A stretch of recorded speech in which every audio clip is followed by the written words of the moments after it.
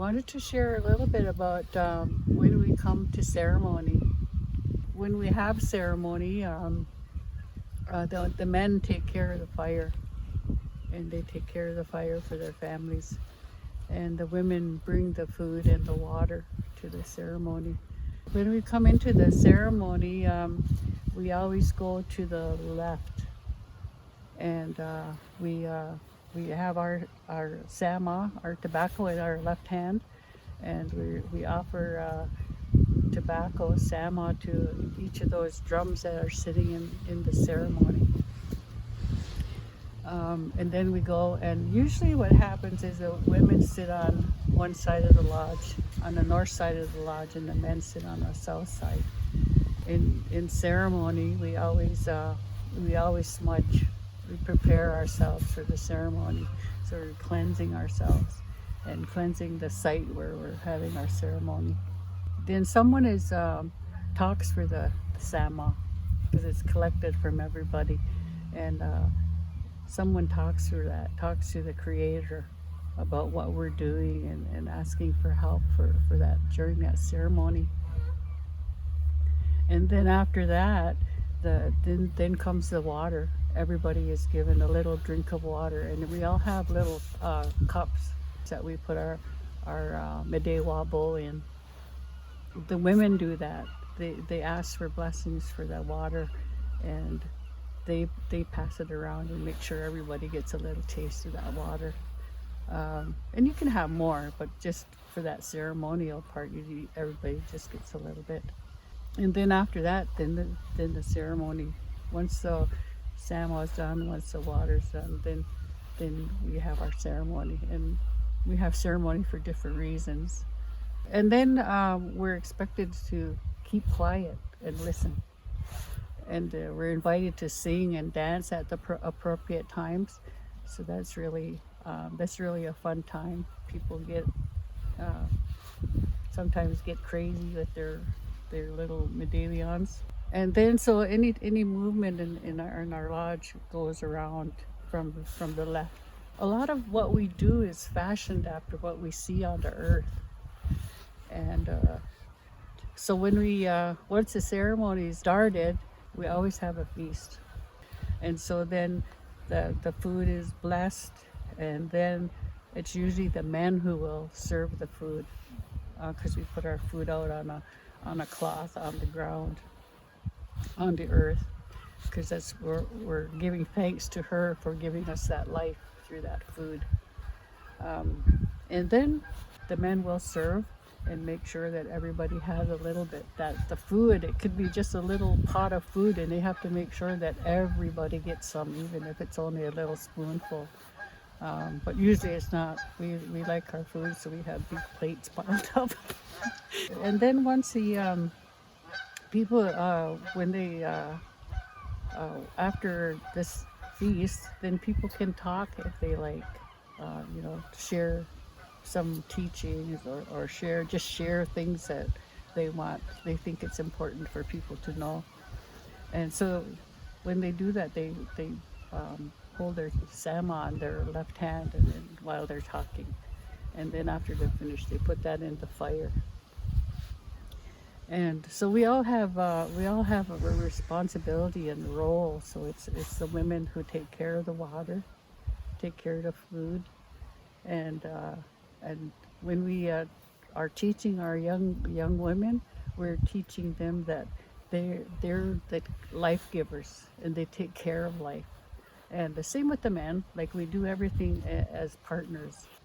So then when the people have finished talking, there might be a giveaway, depending on what the ceremony is about.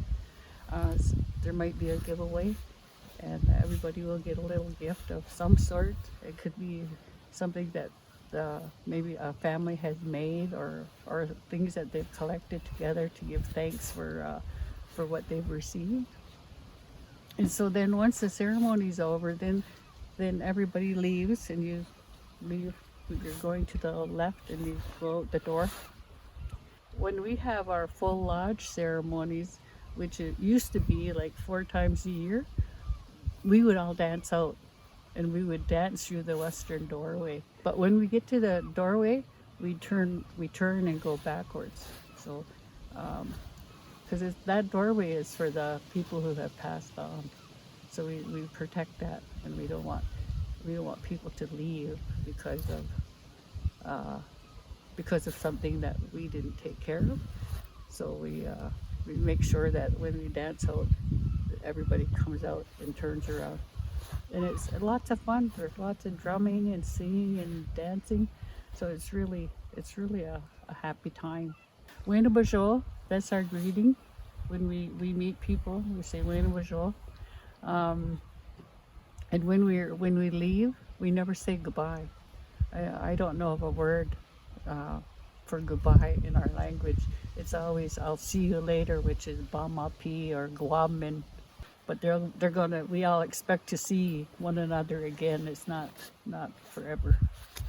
And then we're always thankful too. And for anything that we receive, or we see miigwech or chi miigwech, which means a big thank you.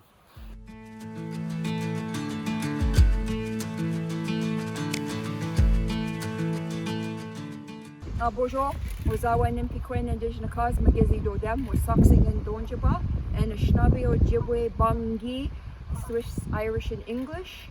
My name is Yellow Thunder Woman. I come from Wasauksing First Nation. I'm Ojibwe, I'm English, Swiss, and Irish. I'm a jingle dress dancer. I've had the honor of dancing for probably about 35 years. I'm going to share with you a story that was given to me probably about 40 years ago about the jingle dress, and it's a very short story. It's a longer story, but I'm going to give the shortest version I can. There was a grandmother and a grandfather. They had a beautiful granddaughter, and she was just little. She was about this big, and she became very ill.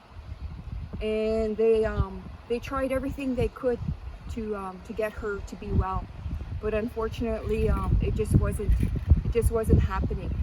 So the grandfather became extremely concerned because he saw his little granddaughter's life slipping away. So he offered his tobacco, and he prayed, and he asked that healing come to his little granddaughter. And in his prayers, sure enough, he went to sleep, and he saw this most beautiful thing come down before his eyes, and it came down in front of him, and something told him to reach out and grab it.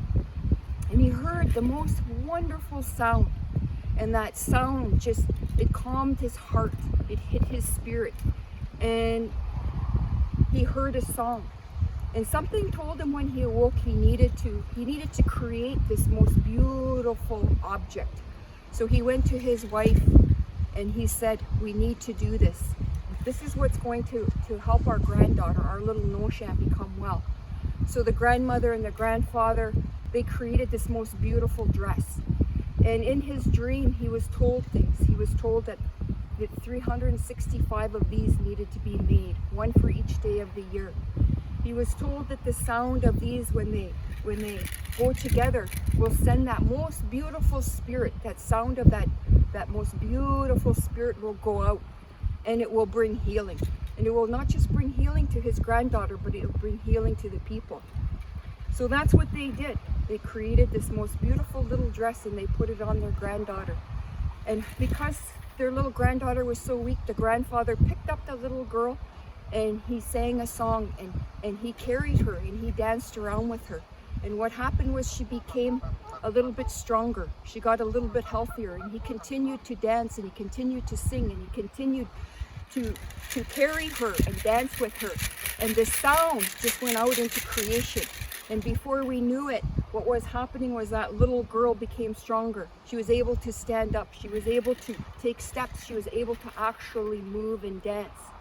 And so that dress brought that healing to that little girl. That knowledge isn't just for us, it's for everyone. So from there came this most beautiful healing dress. And so now, as women, that's what we do. We create these beautiful dresses because we believe that they have that healing spirit, that healing power, not just for the people, but for creation, for the water, for the animals, for the plants. All over Turtle Island, you'll see women wearing these dresses, and they send that healing out. and they offer their tobacco, and they pay tribute to the spirit of the dress. Now what we do as women is we take those little ones and we make those and create those dresses for those little ones.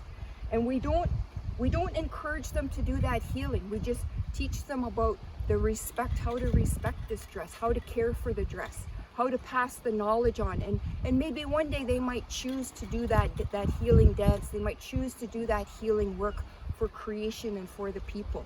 As a woman, my dress here, I had a dream. It doesn't have 365 jingles. I just saw a vision of how it should be. And there's little mirrors on here. And when the sun hits, those little mirrors go all over our Mother Earth, our beautiful mother. And in my dream, what that told me was that I need to remember when I dance to dance for the healing of our Mother Earth. And so that's what I do. And the blue represents the water, because water is life. And so I dance for the water. And anytime I come near a body of water, I try to do a dance to heal the water. And so we're in a time right now where there's a great sickness. And so what we do as jingle dress dancers, we don't wait until we're given tobacco to do that healing work. We take it upon ourselves to do that dance and to send that healing out.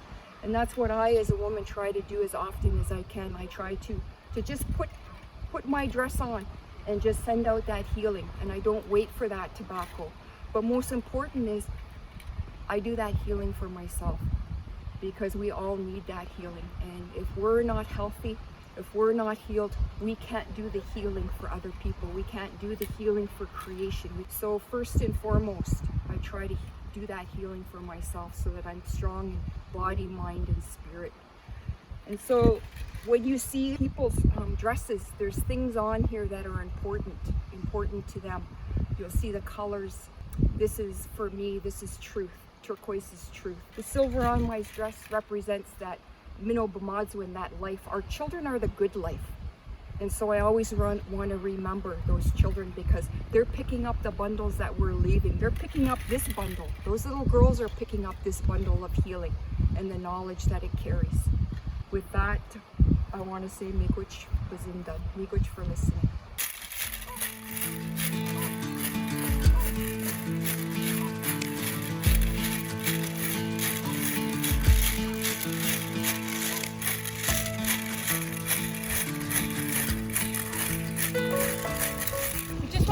Miigwech to all the elders here at Wasauksing for all their teachings.